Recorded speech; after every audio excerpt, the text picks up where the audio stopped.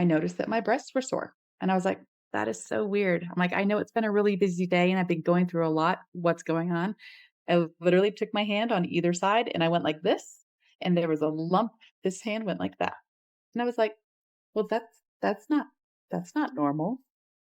What was the moment like? Deep down, I knew it was cancer. And I didn't say it out loud. It wasn't something that I said out loud.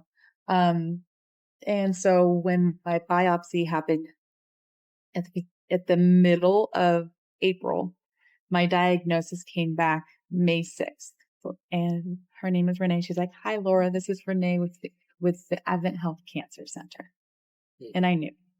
And my heart literally sunk into my chest. She tells me that my results came back positive for breast cancer. Mm-hmm. And she wanted to know if I wanted to write down what my diagnosis was. For the first time during treatment, I feel like I'm dying. Woohoo. That's a good one. Um, Fear showed up a lot. And one of the things that it showed up, and this is kind of like the vain side of myself. And I know we all have this side, but I was afraid in the very beginning that my husband was going to leave me.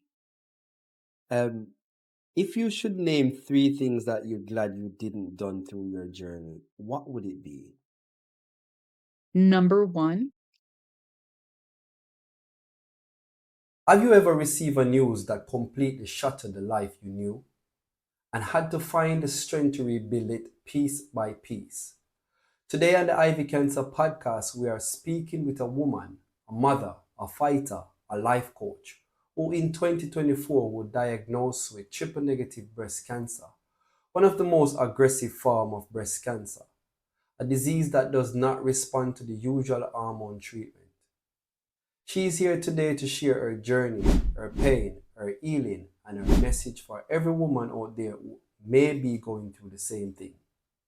You know, sometimes the stories you don't want to tell are the very stories that save someone's life. Please help me to welcome Laura. Welcome to the Ivy Cancer podcast, where we discuss cancer, health, lifestyle, and healing. And today it is no different. Laura, let's start from the very beginning. How did you find out you had breast cancer? What was the moment like for you? is it okay if I go back farther than that? Sure. Okay. When I was 40, on my 40th birthday, I was sitting in a hotel room. We were on vacation and I was sitting on the bed. My husband was practicing guitar. That one right there. Right. And I told him, I was like, can you pause really quick? I want to make a statement and I feel really passionate about this. And he's like, of course. And he turns around and I go, by age 45, I want to be the healthiest version of myself. Mhm. And so on my 40th birthday, I declared that. And then just a little over a year later, April 8th, I was standing in the office of the clinic that I was running. And I noticed that my breasts were sore. And I was like, that is so weird. I'm like, I know it's been a really busy day and I've been going through a lot. What's going on? I literally took my hand on either side and I went like this, and there was a lump. This hand went like that. And I was like, well, that's not normal. Why? Okay. So I just was like, I still have more things to do. I filed that away. I didn't think anything of it for the rest of the day until I was sitting on the couch with my husband at the end of the evening, and it was almost 9 p.m. And I told him, I was like, I have to tell you something. And he goes, what's up? And I was like, I found a lump in my right breast. And he looks over at me and he's like, did you message your doctor, your provider? And our provider is fantastic. She's the type of provider who will answer questions late at night and early in the morning. And she just is very attentive. Mhm. And I told him, I was like, I didn't want to keep her up with this. And he basically said, that's her choice. You should send your message so that she gets it as soon as possible so that you can get the ball rolling. So I did. I opened up the app, went into the portal, and I sent her that message. And I woke up the next morning to a message from her saying that she had submitted um, the proper diagnostic tests. So a mammogram, an ultrasound, and then once you get those back, they typically do the other tests. Mhm. So my life hadn't changed yet, but it was on the course to changing. The birth of this podcast is deeply personal. I've poured out countless hours into finding the right guests, shaping each conversation, and crafting every episode with intention. My drive comes from a life experience, from pain, resilience, and a desire to make a difference. By subscribing, you're not just supporting a podcast, you're helping grow a community built on healing, honesty, and real impact. Thank you for being here. Now, let's get into the episode. You were diagnosed with breast cancer. What does that Yes. mean? With triple What does negative. that You were triple negative? diagnosed with triple negative. What does that mean? So when they are checking the markers, there's three markers that they check for what is feeding the cancer, what is making the cells multiply. And that is estrogen, progesterone, and then a protein. And I wish I could remember off the top of my head what that protein is. But that means none of those are feeding my cancer, that they don't know what is feeding my cancer. So it So makes it's it not more challenging to recognizing it. treat. It's not It's not that recognizing. it's not recognizing it, that the science that we have around breast cancer is that it's fed by three things. So there may be a fourth thing. Mhm. I'm not a doctor, so I don't actually know the science behind it. But back in 2005 was when triple negative breast cancer was first published in a medical writing. So it's relatively new as far as studies go. But because I was triple negative, that put me into a different care plan. So I still had to do a neoadjuvant treatment, which is chemotherapy. And I did 16 rounds of chemotherapy. But I also had to do an entire year of something called immunotherapy. And the Mhm. immunotherapy, it basically tells your immune system to attack the cancer. What was the whole process like for you? I guess I can give you the outline of what happened. So, um, I was diagnosed. When I got that call, obviously fear took over. That's very normal. Mhm. But the diagnosis, then I went in to see my oncologist. She basically had to wait for all of the markers to come back, the three that I told you about. Once those came back negative, she came up with the plan. So 12 weekly sessions of Taxol and carboplatin. Um, and then I had to do 4 treatments of adriamycin cytoxin, which most people know in the cancer world as the red devil.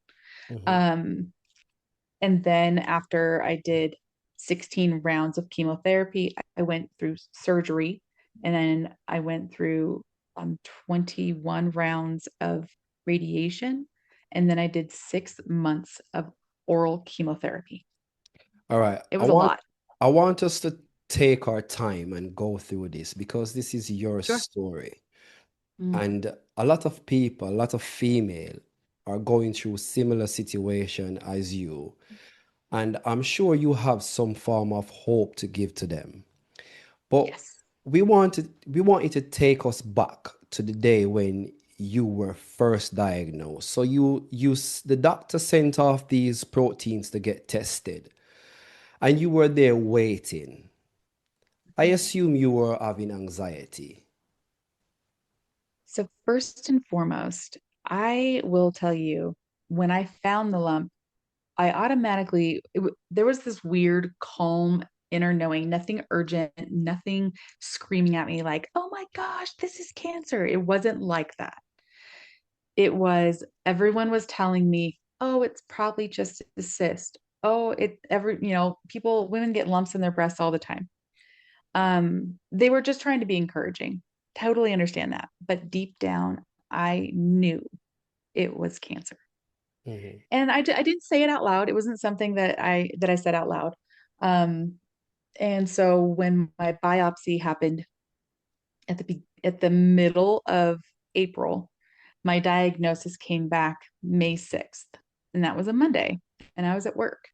And I saw my phone ring, and I was training the person who was replacing me at my job because I was leaving to take my coaching business full time.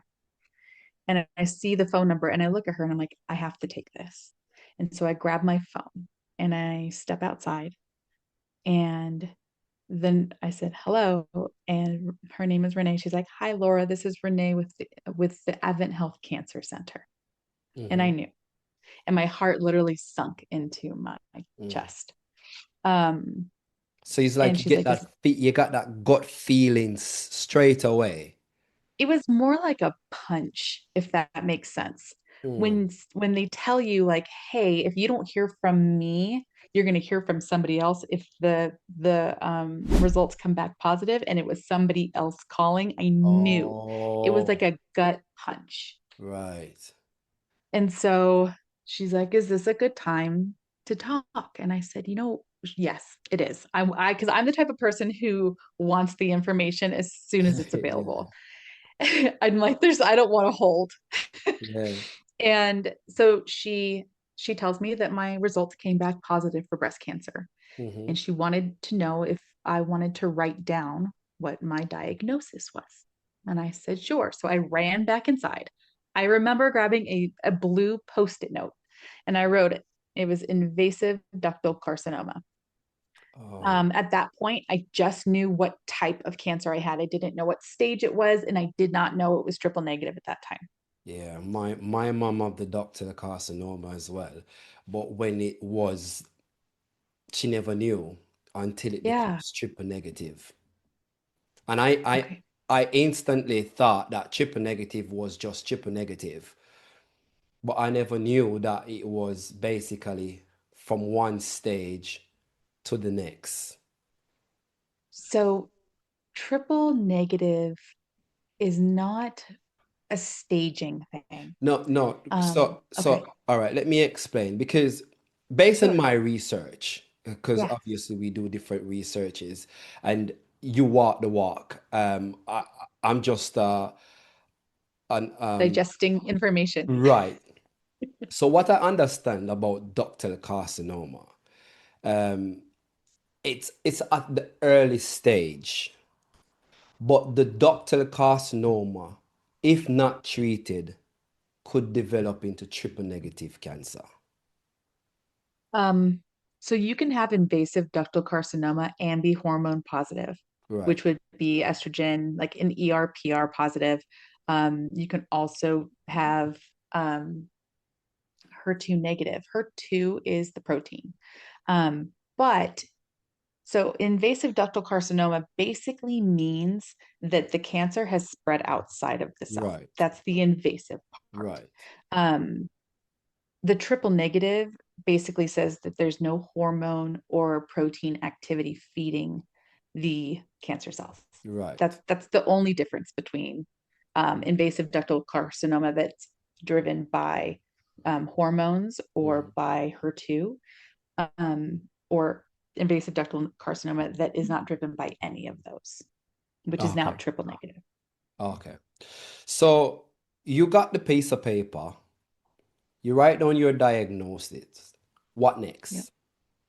Um, I feel like at this point, all everything around me doesn't exist. It's just me and that phone call.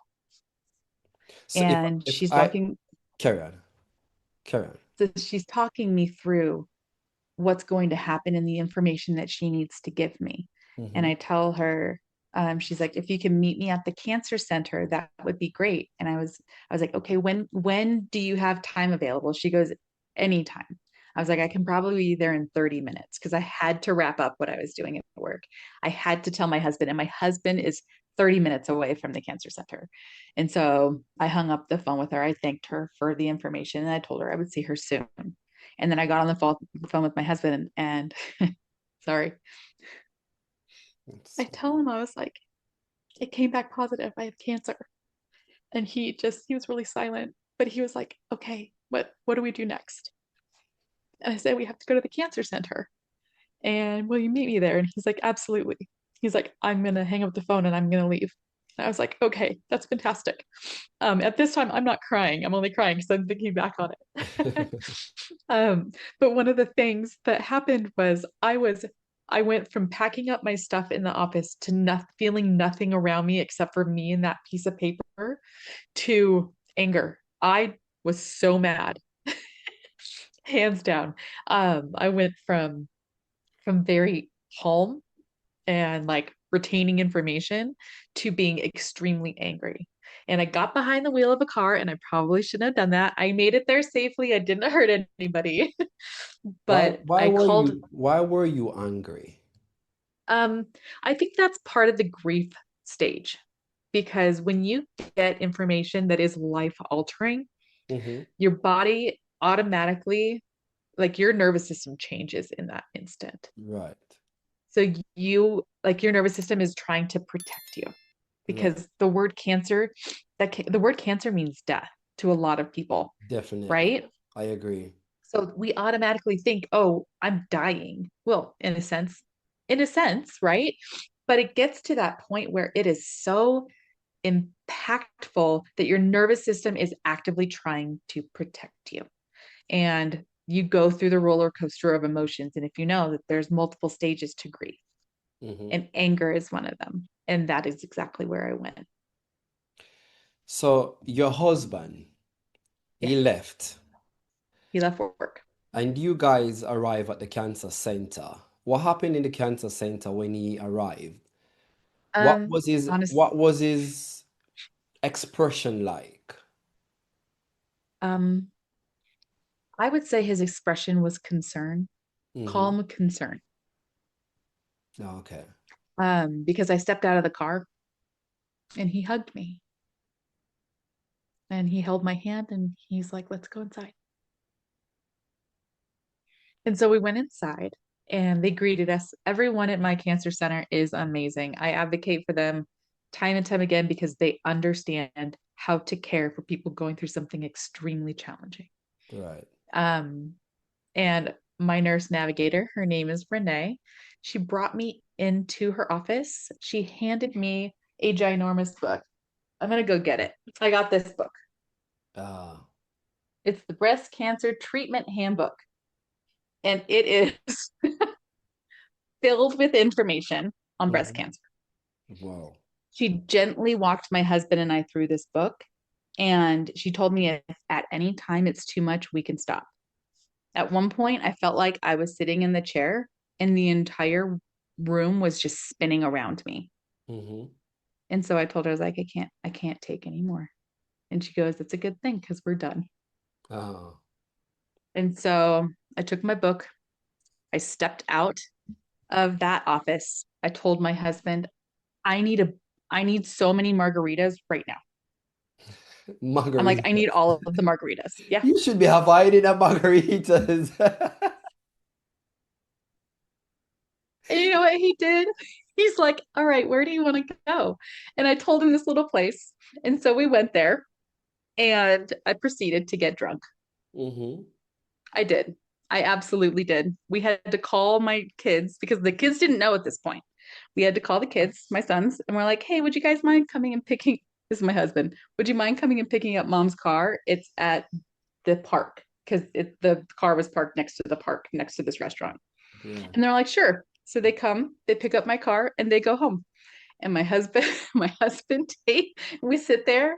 He lets me process. I cry. I'm angry. I'm all of the things. I'm just absorbing and I'm Yeah. processing. It was a lot. So you went through a series of chemotherapy, I did. and I've interviewed a few female that had severe damage from the chemotherapy. Some had lip sores, skin rashes. What were your experience like? Um, I will tell you this, I did relatively well with chemotherapy, even though it was probably the harshest breast cancer treatment that was available at the time that I did it. I'm sure that they have new drugs by now, but my oncologist said you are on the most aggressive treatment for breast cancer. And I experienced a lot of nausea. I experienced a lot of fatigue. There were times where all the best thing I could do was stay awake and sitting on the couch, trying to get in as much hydration as I could. Um, And then there were days where I did relatively well. Mm-hmm. And I could sit outside and I could walk. But of course, when you're going through cancer treatment, you need to stay out of the sun. So a lot of umbrellas and a lot of shade. Mm-hmm. Um, the worst thing I experienced was from the immunotherapy. Um, it basically shut down my adrenal glands, so my Mm-hmm. adrenal function, and it also shut down my thyroid. And this started the very first time I had um, my very first infusion. I just didn't know it because if you have any kind of reaction, you get steroids. Right. Okay. So, my very first treatment, I did great until the last 20 minutes of the treatment. And I started having like wheezing and itchy palms. And so they stopped everything. They administered steroids. I had to, the best way to say this, I had to like make sure that the reaction stopped before they would do anything else. It did. We were there for probably 7 hours Mm-hmm. for my first infusion. And we finished everything and everything was good. And I went home and then I came back and they just started doing steroids with every treatment. It wasn't until I finished the first 12 weekly infusions of Taxol and carboplatin that they stopped the steroids. And then that's when I started having facial swelling.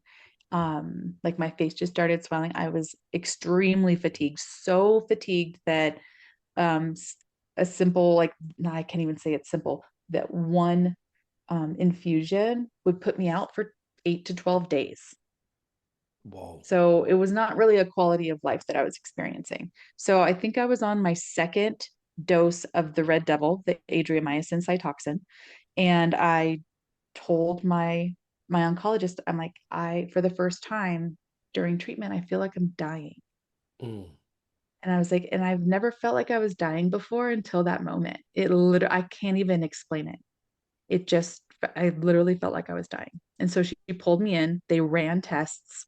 And so this was week 20 something. I feel like at 12, that's 3 months. Anyways, 36. Yeah. So we're looking at close to like 18 weeks of treatment. And I tell her, I'm like, I want to stop. And so she pulls me in, does the blood work and finds out that I have zero thyroid function and I have no adrenal function. And you need adrenal function to live. And so I was dying for the first time.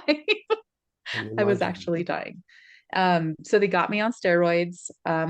They diagnosed me with adrenal insufficiency and hypothyroidism. So they got me on a medication for my thyroid. They got me on medication for my adrenals, and that balanced it out. So I was able to finish the rest of my treatment. Just So that was caused by the treatment.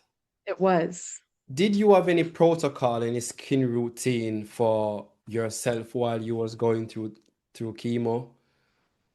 I would say self-care is healthcare. So one of the things that I did for myself is I actually found a coach. I took coaching. A coach got coaching. And it really, really helped me. It helped me work through the emotional side. So I really focused because I was down for so much and I was resting for so much of that time. Um, I knew my body was physically healing. It was working to heal itself from cancer. And the drugs that I chose to take are really aggressive drugs. Mm-hmm. Um, so I knew that it was going to be a lot of sedentary time, a lot of time, just downtime. So I took that downtime to really focus on my mental and emotional well being. Mm-hmm. And I grew as a person through this journey so incredibly much Mm-hmm. that I didn't recognize that I didn't love myself. I wasn't loving myself before. As you speak about loving yourself, how did you see your body after diagnosis? Do you see yourself any different? Do you look at yourself any Absolutely. different? I would say immediately after diagnosis, I didn't even want to look at myself, like my chest. because I was like, there's cancer in there, and it scared me. I Mm-hmm. didn't, I like the, you just disassociate from parts of your body. And it's very strange. It's a very strange feeling, but it took a lot of work for me to reconnect with my body so that I wasn't starting another war.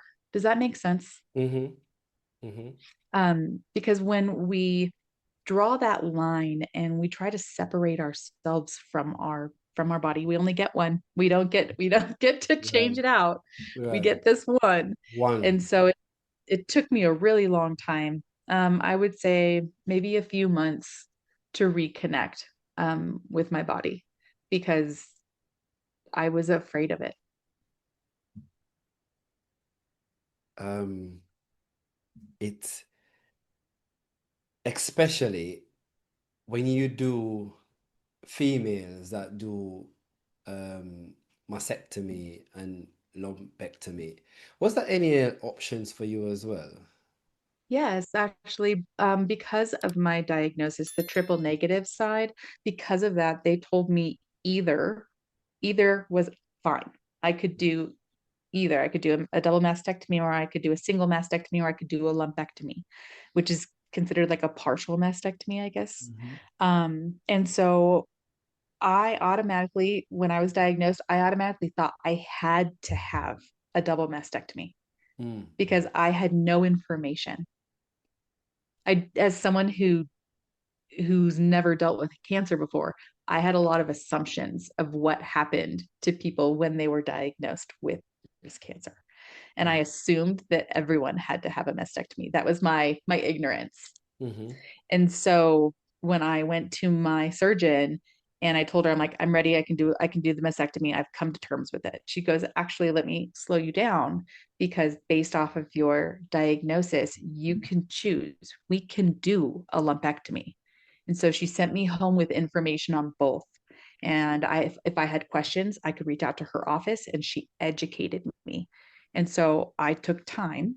I had all of the time through chemotherapy to Mm-hmm. decide what I wanted to do. So I had 6 months to decide. And so what I did was I educated myself and I ended up doing a lumpectomy because my recurrence rate Mm-hmm. with either surgery was the same. Yeah. So it didn't make sense to me to go and do an amputation of both breasts when I could save a healthy breast and potentially eradicate the one that's impacted. And in fact, they did eradicate it because during surgery, they come back, they check all of your lymph nodes. It wasn't involved in any lymph nodes. Um, so I wasn't required to do anything more, if Mm-hmm. that makes sense. Mm-hmm. And then they do the margin around the tumor. And my margins, um the the reports basically came back saying less than 1% remaining. Like they couldn't find any, but they can't Right. say zero. Right.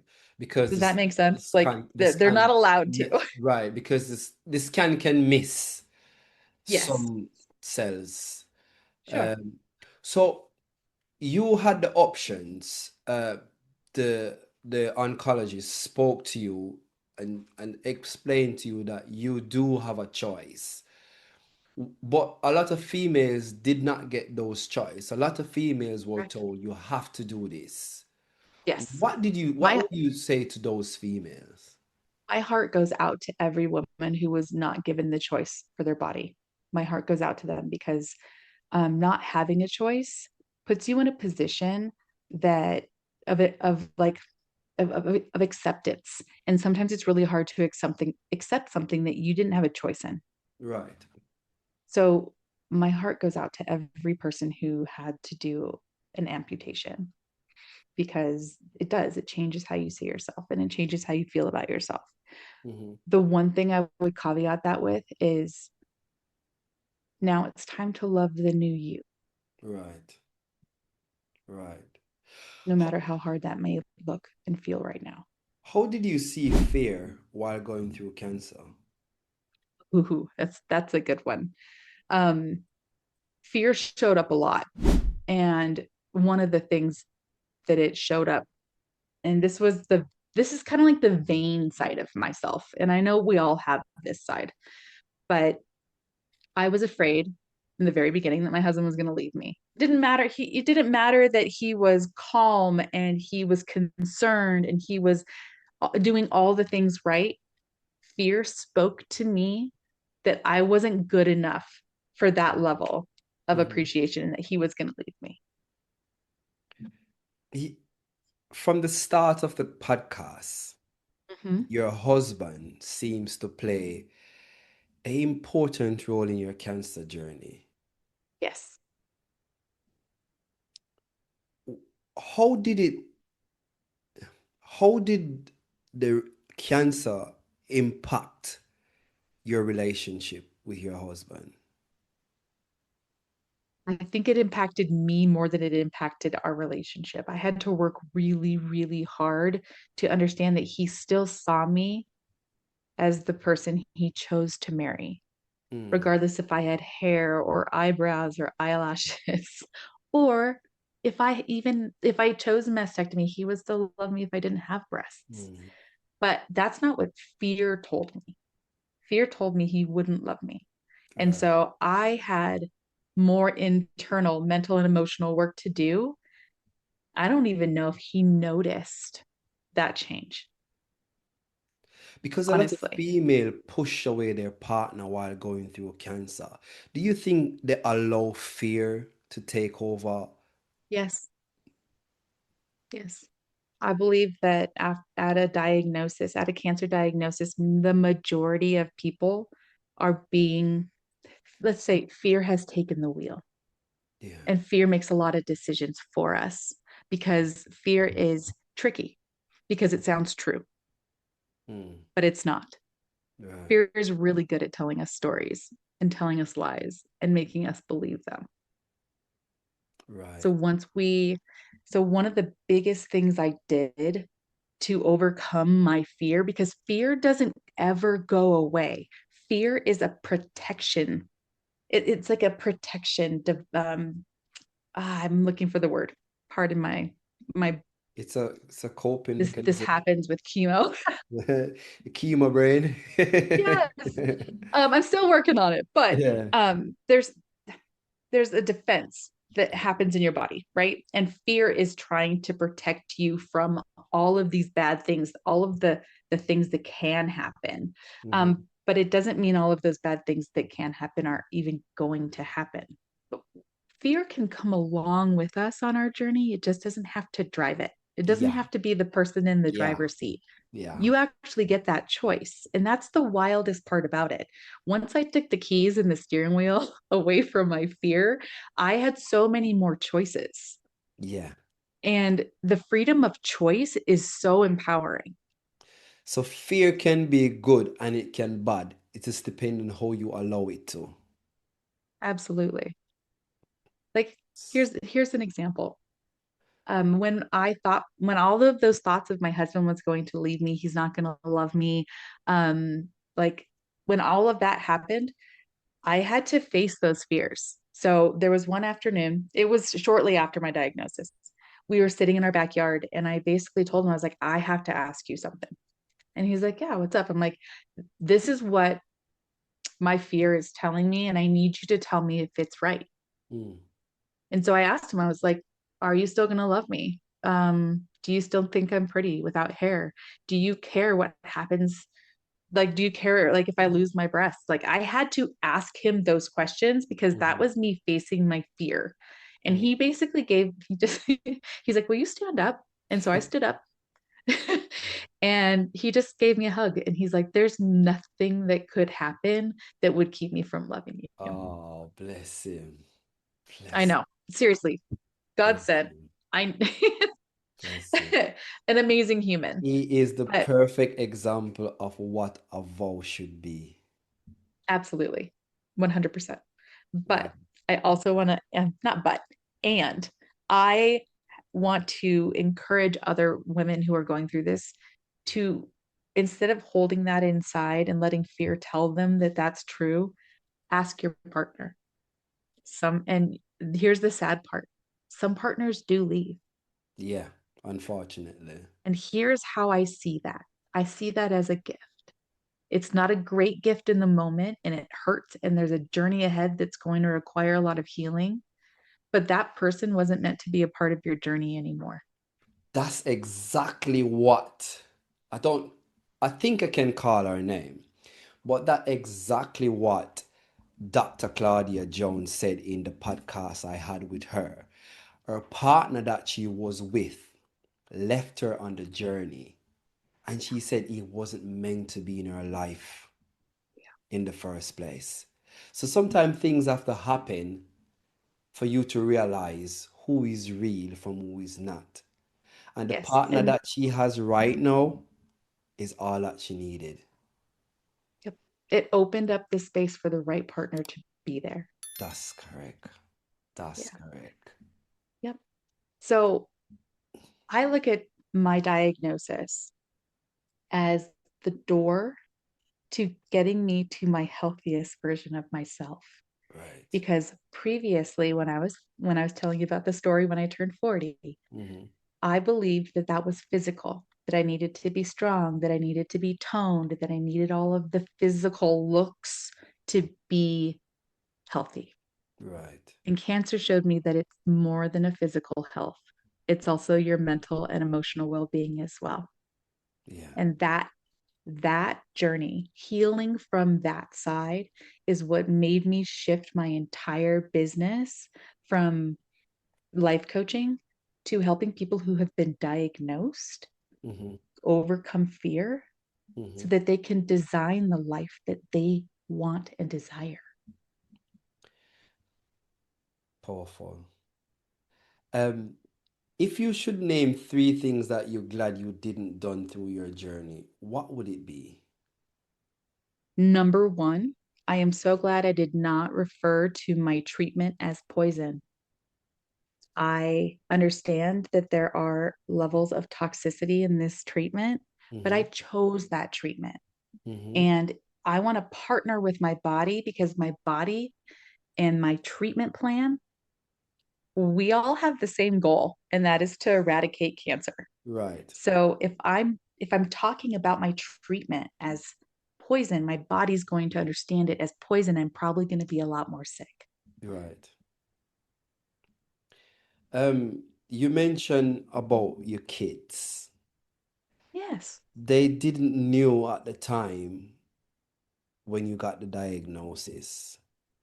How We did you, told them like 3 days later. how did they receive that information? Everyone received it differently. My youngest paused and was like sad about it, and she had some questions. So I offered her the answers that I could, and I told her if she had any other questions that I would get the answers for her. Mm-hmm. One of my other sons, I have a set of twin boys. One of them was very quiet as well, and he was like, it almost was like he internalized. And so I always went back and I asked him, like, do you have any questions? And I almost feel like that was a turning point for him. He started acting out and started doing some questionable things. So I could see that it did impact him. And then his twin brother, he basically said, so you're getting treatment. They're going to take care of it and you're going to be better, right? And I Right. was like, yeah, that's the plan. And he was like, Right. okay, then I'm good. That's good. As long as they're But gonna take care of it, I'm blessed. That's and good. then because we're a It, blended it, family, it, it, everyone kind of has their own it like seems like response you to have it. the same mindset your husband had. Very analytical. Yes, it was funny. I was like, yeah, absolutely. Like we're gonna do this. It's gonna be fine. Yeah. You are a coach, but we're going to I am. get into that into a bit. But just like a counselor sometimes that need counseling, a coach sometimes need coaching, and you did mention that Absolutely. earlier. But how did you keep going on the days you had nothing left? Hmm.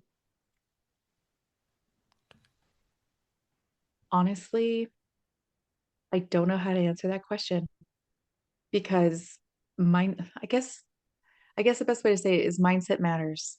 How you think about your journey and what you experience, you're going to have hard days. Um, and when the hard days show up, on the days where you have nothing left, I guess the best thing you can do is this is what I did. I just rest. I gave my mind a rest. And if I was have experiencing feelings, I would let those feelings come out. And then when I was able to have a moment where it didn't feel like I didn't have anything left, I went back and I asked those feelings and those thoughts questions.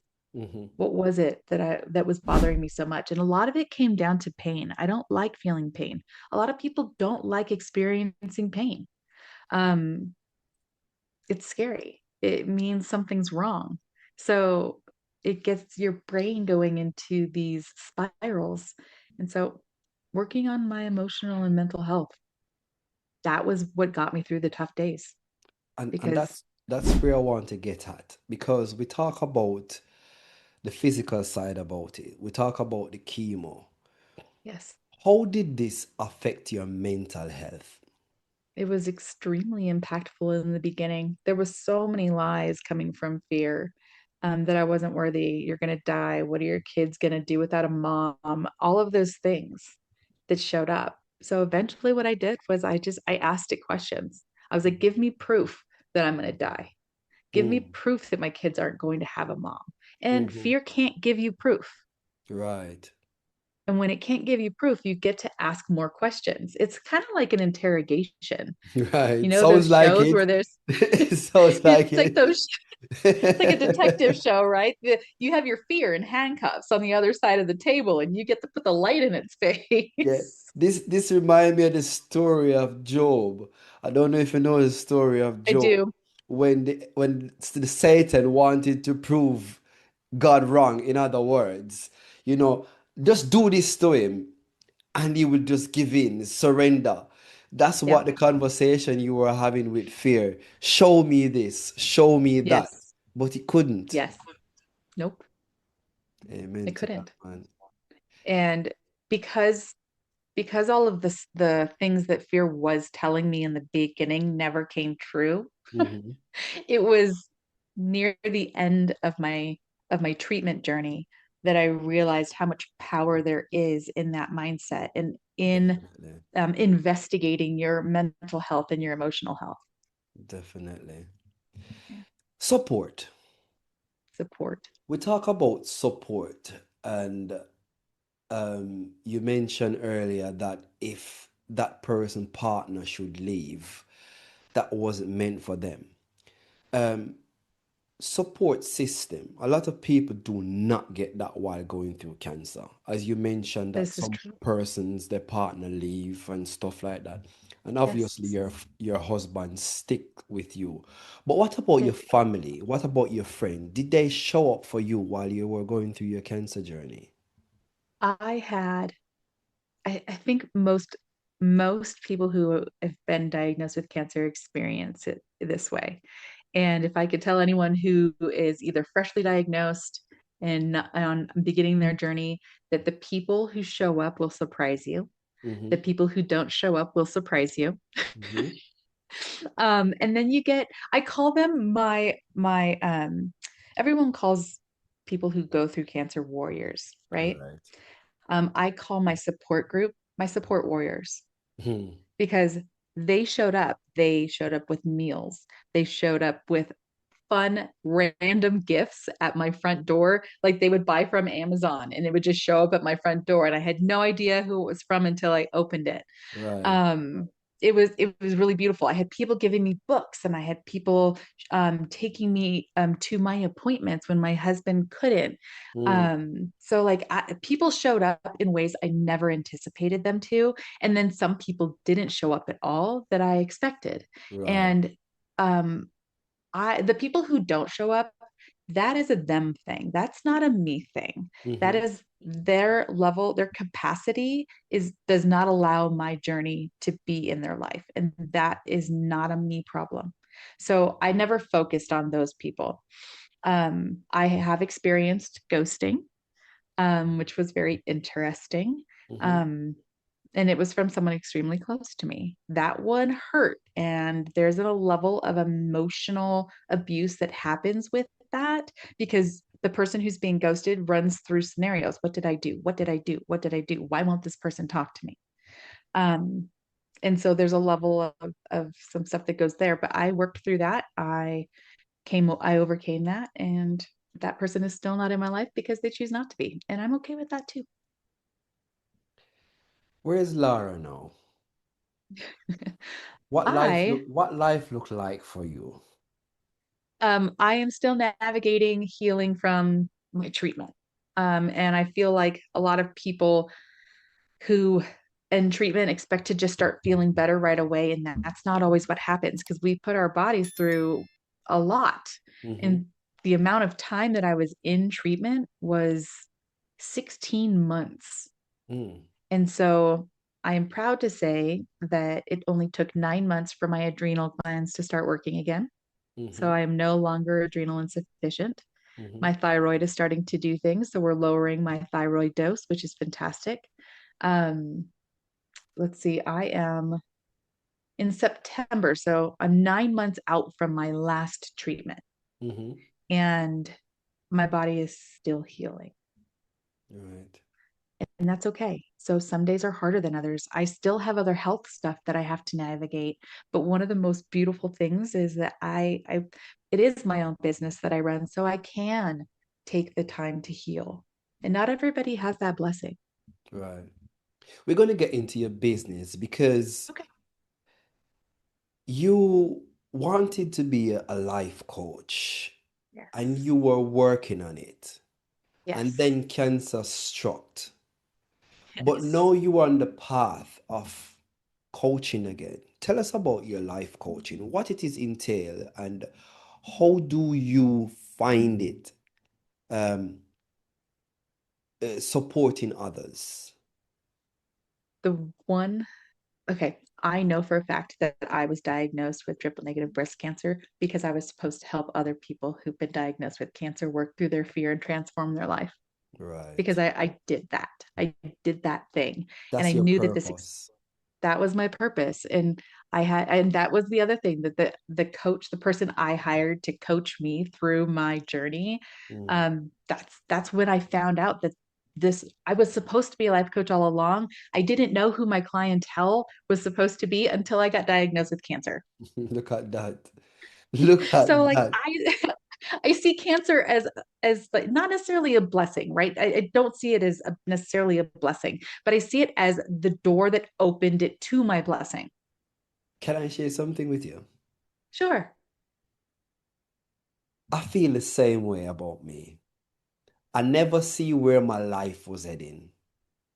I said to people all the time, cancer impacted me in a very bad way, emotionally, but it Yes. also impacted me in a positive way because what I'm doing now, I feel like I am walking in my purpose. And Yes. each time I see someone with cancer and I can afford it and I give them a penny, it makes me feel good because I Yes. contribute towards their treatment. The joy that they express whenever I sent them something, it makes me feel good. And Yes. that motivate me to keep going on with my podcast because that's the mission. That's what I want to achieve. To be monetized through YouTube so I can financially afford to help someone that's going through cancer. So it's the same thing. You never find your purpose. You knew you wanted to be a life coach, but you never knew what your clientele was like until Yeah. you were diagnosed. So it was actually really interesting. I opened my own coaching business December of 23, and I was coaching women between the ages of 25 and 45 find their passion and thrive doing it. And I Mm-hmm. did. I loved what I did, and I had so many success stories, and I loved partnering with them. Mm-hmm. I still have some of them as clients today. Mm-hmm. But in May of 2024, not that much longer after I started my business, did this happen. Mm-hmm. And then I was like, so I had to reassess and I was like, okay, this is happening to me for a reason. What Right. is that reason? And I had to explore. Mm-hmm. And it took me a really long time because cancer treatment is all consuming. It really is. Mm-hmm. But it also gave me so much time to reflect and build and experience and see my experience through a completely different lens so that Mm-hmm. I can help others who are experiencing fear transform that into the life that they want, Right. to take back control of what you actually have control over. That's brilliant. Um, I never asked you because this question just popped in my head. Did you take any other supplement or any other alternative treatment to help towards your cancer while were going through your chemo? Um, I, before chemotherapy, I was on a significant amount of supplements. Um, and we went through every single one that I was taking. And they let me stay on a few, Mm-hmm. and others I was not allowed to start until I finished chemotherapy, Mm-hmm. all chemotherapy.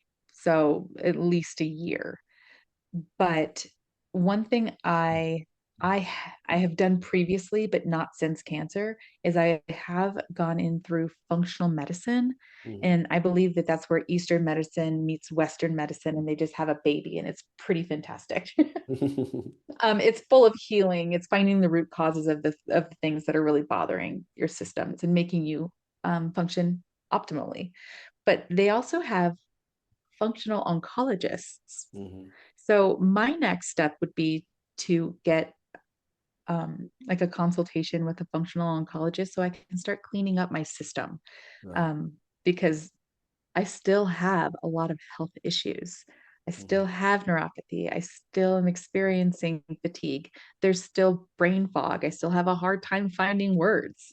So I believe that there is a way to heal those sides. It just takes time and intention. I agree because I've seen a professor that encourages people that comes off chemo to do a chemo detox. Yes. So I've seen that, so I agree. Take us to the day. You took us into the hospital when you were diagnosed. Hmm. Take us to the date when you heard that word, I am free. Cancer? Take us to the day when you heard that you no longer had cancer. What was that Okay. moment like? So this is a very strange thing because they don't tell you you're cancer free anymore. They don't use those words. I myself see myself as cancer free, Mm-hmm. but right now I'm considered in remission. Right. And so I'm in remission until I'm out. I think it's 5 years? 3 or 5 years, 5 years, yeah. without any recurrence to be considered no evidence of disease. They call it NED. Yeah. And so right now I'm in remission, but I do affirmations every day and I tell myself I am cancer free. I am free from cancer. Um, but the moment that that happened to me was after my surgery when they got my margins back and they got my lymph nodes back as completely clear, and my margins, they didn't say completely clear, but my oncologist basically told me, she's like, I've never had anybody tell me, I've never read a report, a pathology report that said less than 1%. She's like, I've never seen it worded like that before. She's like, that's a really good thing. Mm-hmm. Um, so that was fantastic. But the phone call I got from my breast surgeon when they got the pathology back, and she told me that, she's like, "You're officially in remission." And I cried. My mom was out helping me because I had just had surgery, and I opened up my phone, and she's on the phone with me, and I was like, "I'm in remission," and that felt really good. It almost felt not real, Yeah. but yeah, I definitely cried. I can imagine. What are you doing any protocol right at the moment to help stay away from this disease? I because I'm triple negative, there aren't like aromatase inhibitors. I don't have to take anything for hormones. I'm not required to take any medication long term. So there's nothing that like keeps it away. Mm-hmm. They basically, I go in every 3 months and I see my oncologist. Every 6 months, I get a mammogram and an ultrasound. Every 6 months later, I get an MRI with contrast, just to monitor me for the next couple of years. Mm-hmm. And as far as protocols, no, there really isn't anything for triple negative. Do you have a website? If someone wants to connect with you for coaching, how could they connect with you? I do. I have a website. I also have an email. My business is called Restoration Coaching. Mm-hmm. And so it's relatively easy. It's my first name is Laura, my last name is Bryson. My email is my first initial and last name. So L Bryson, Bryson, at restorationcoachingllc.com. Mm. And then if they just want to go to my website, it's www.restorationcoachingllc.com. We're gonna wrap up, but I remember hearing you spoke about this series that you have created on TikTok. Yes. Can you tell us about that, please? I recently created a 5 mini workbook series to help people navigate that emotional and mental side, from diagnosis to creating the life they desire. It is a digital workbook series. I kept it super inexpensive. So in American dollars, it's $37. Mm-hmm. So it's super inexpensive and affordable. The books could be bought individually, and I believe in American dollars, they are only $9 a piece. Mm. So if you buy them in bulk, you save some money. But they're in the store on my website. So if someone's interested in doing come like that little self walkthrough, Mm-hmm. that's kind of what they're for the people who want to work by themselves individually at their own pace. I need you to send me those information so I could put them in the show notes. I'm happy to. We have a closing tradition where the guests would leave an encouraging word for the guests coming up, not knowing who that guest would be. And the last person I've interviewed is she's going through cancer right at the moment for the second time around, unfortunately. And she goes by the name of Rebecca or Rebecca. And she said, do the best you can until you know better. Then when you know better, do better. Laura, it was an amazing interview, and I really do appreciate the work that you're putting out after your experience, the resilience, and you speak so affirmative on your TikTok. And I really admire your strength. Keep going on. And Thank you. I know you will continue because you have a driving husband, very supportive. So you will definitely My foundational support is rock solid. definitely. So you continue to take care of yourself and your family, and we will keep in touch. Thank you so much, Brian. I appreciate your You time today. before we go, give them your TikTok. You want to give them your TikTok account. Yeah, absolutely. It's at Thriving Beyond Cancer. That's my handle, but it's Laura Bryson. It says Laura Bryson, survivor coach, but it's at Thriving Beyond Cancer. Thank you very much. Of Look after course. yourself. Thank you. You do the same. Bye.